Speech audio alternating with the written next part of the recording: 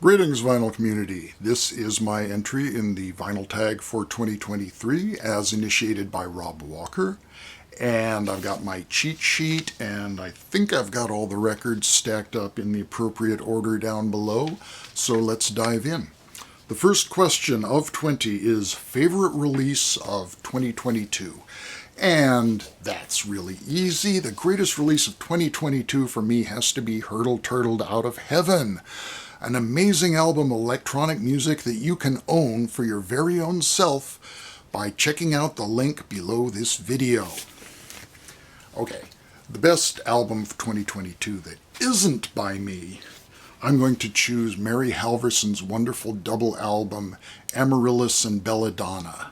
Great album of exploratory jazz guitar accompanied by a jazz ensemble on one LP and a string quartet on the other.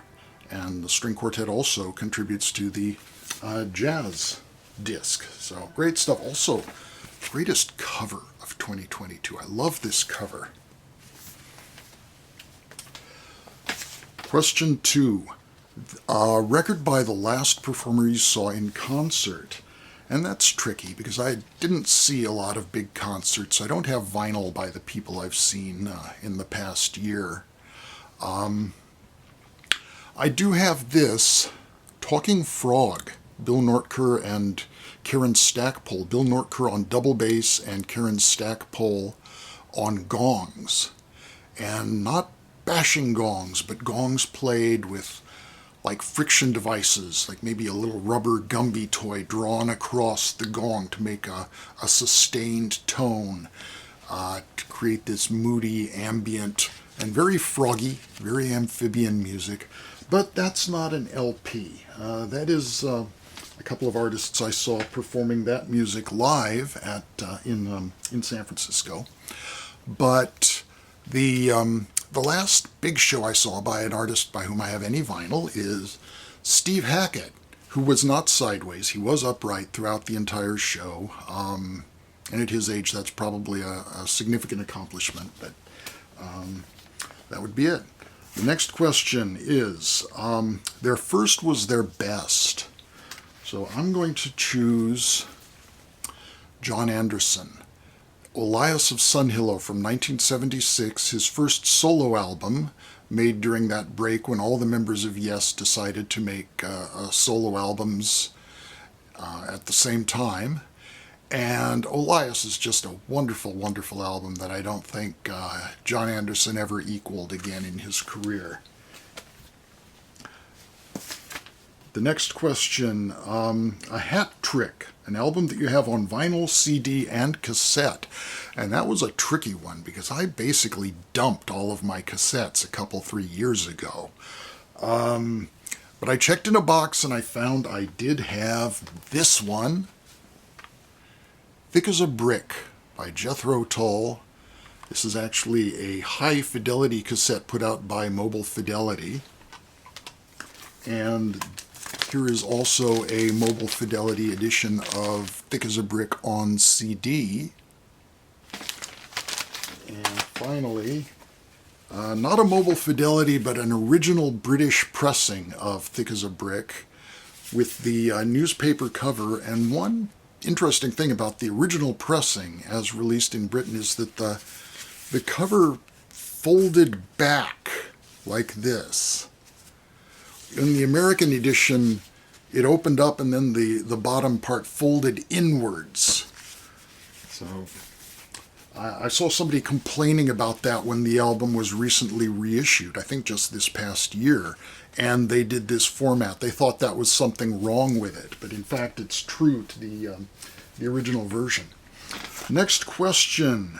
An album that starts and ends with the same letter. And I don't have that in the right order. Here it is.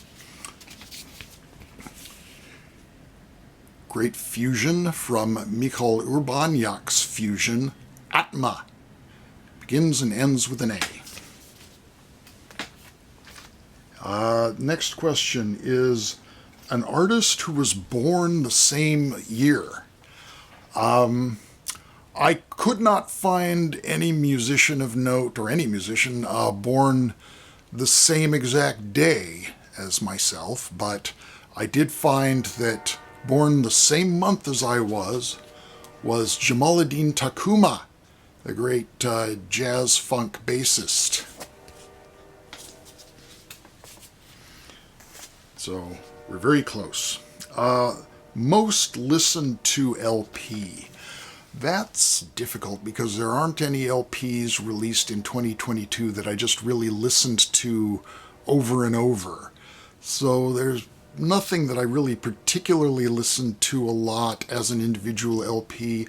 I did allude in my last video to the fact that I'd been listening a lot to this piece of music, not necessarily a specific version of it, but the Franck Symphony in D minor.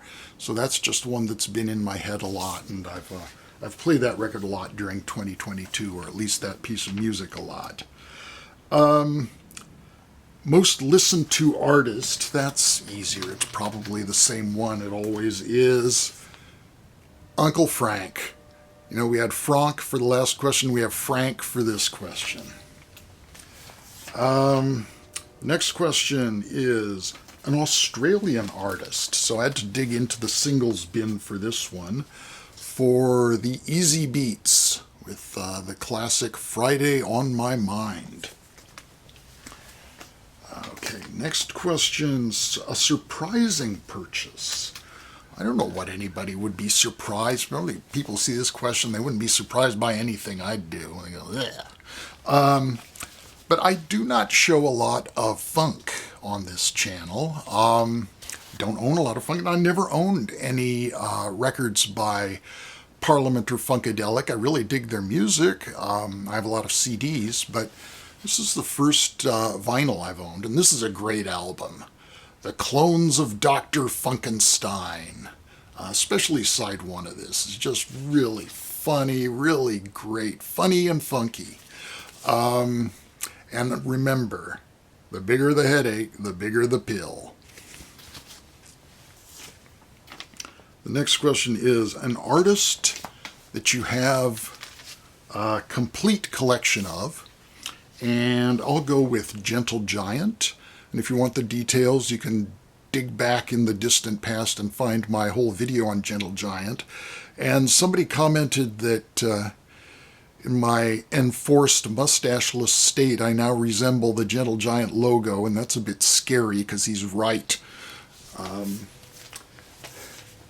Next question is a run of 3 great albums. And I will go with the spectacular series of 3 albums released in 1973 and 74 by the version of King Crimson featuring John Wetton and Bill Bruford as the rhythm section. So Lark's Tongues in Aspic from 1973, Starless and Bible Black from 1974, and the final album by this incarnation, Red, also from 1974. Okay, how are we doing here? That was question number 12. Question number 13, soundtrack to an 80s movie. So that would be Erg, A Music War. I've never seen Erg as a movie, but I own the soundtrack LP with lots of interesting punk and new wave artists.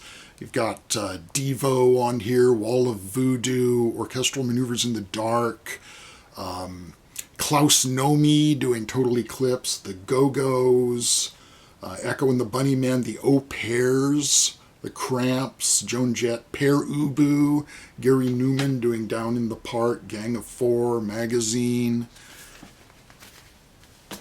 And interesting thing about that is apparently they put out that album in 1981, but the movie didn't come out until the following year. So the soundtrack preceded the movie by a year. Excuse me.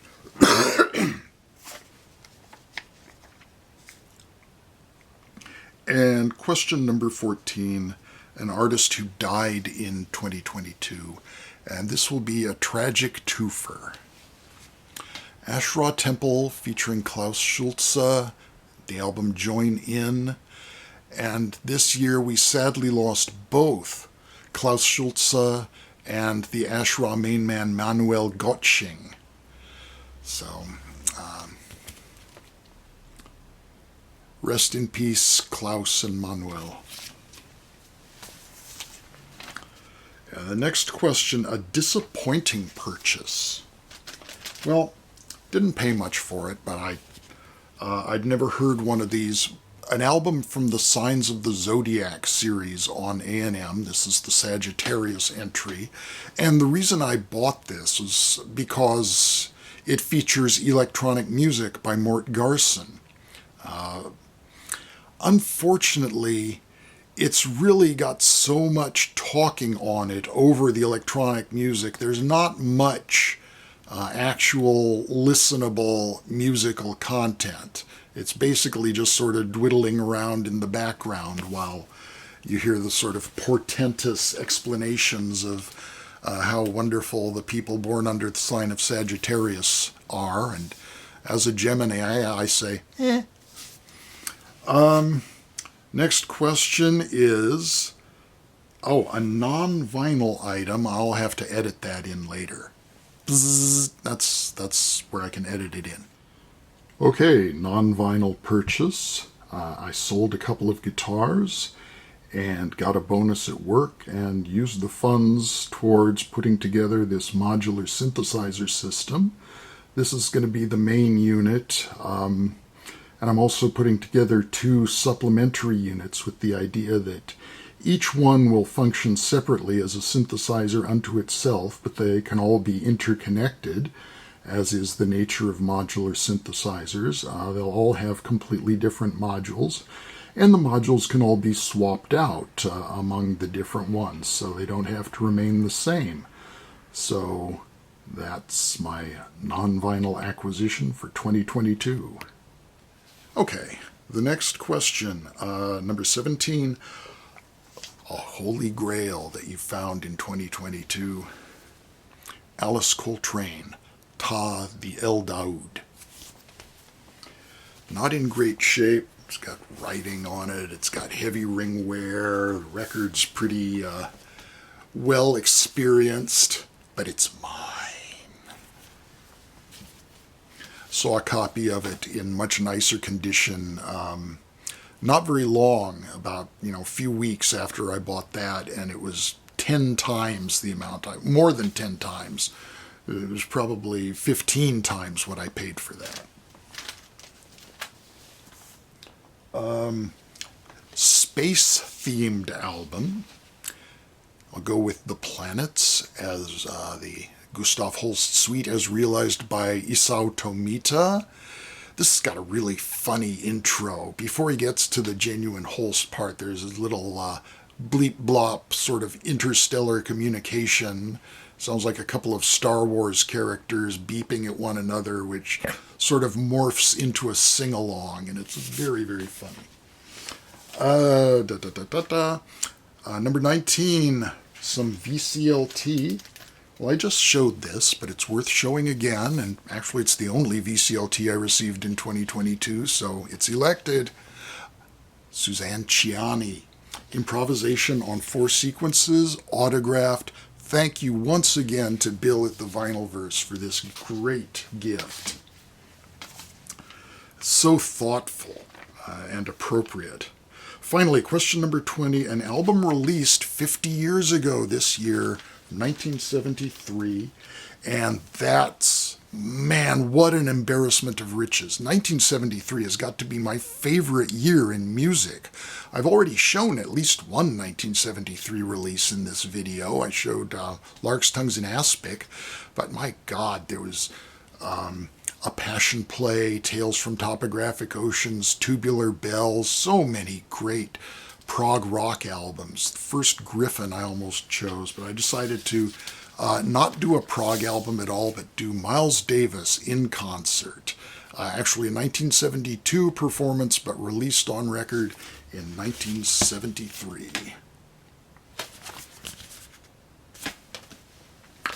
And that's the vinyl tag. Thank you very much for watching. Be well. I wish you all the best in 2023, and we'll be talking with you again.